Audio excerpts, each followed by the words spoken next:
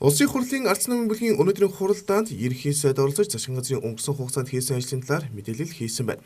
Засгийн газар өнгөрсөн 1 сарын хугацаанд нэмэгц өртгийн албан дотрын буцаан олголт, тэтгэврийн сан, ипотекийн зээл, мөнгөний бодлогын хөвөг бууруулсан, мөн шинэ бонд гаргах асуудал гээд төлөвлөж байсан асуудлуудаа хэрэгжүүлж чадсан хэмээн мэдээлэл хийжээ.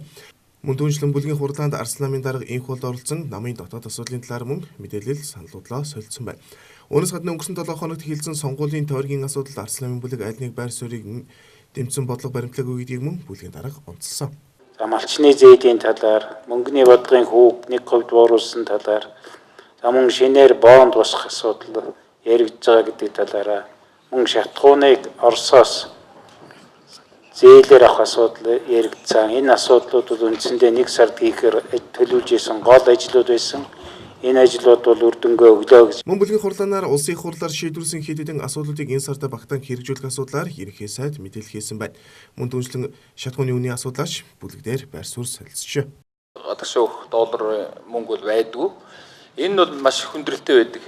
Яг энэ үеэ бид нар энэ төлбөрөө хийхгүйгээр нэгсэндээ гадагшаа доллар урсгалыг алдахгүйгээр зээлээр энэ шатхуун авахын боломжоор хангагдсан. Гол ач холбогдол ийм л учиртай.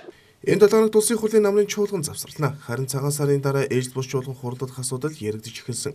Энэ асуудал ардс намын бүлгийн хувьд улсын хурал дээр өнөөдөр 39 асуудал хэлцэгдэхээр хүлээгдэж байгаа. Энэ асуудлыг хэлцэхийн тулд улсын хурлын ээлж бус чуулган залан хурлуулах ёстой гэж үзсэн байна. Энэ шийдвэрийг бүлэг дэмцэн хэрэв Монгол Ардын намын бүлэг тэг тавихгүй бол сар шинээс өмнө дээрх асуудлуудыг хэлцэн шийдвэрлэх боломж байгаа гэдгийг ардс намын бүлгийнхэн онцолж байна.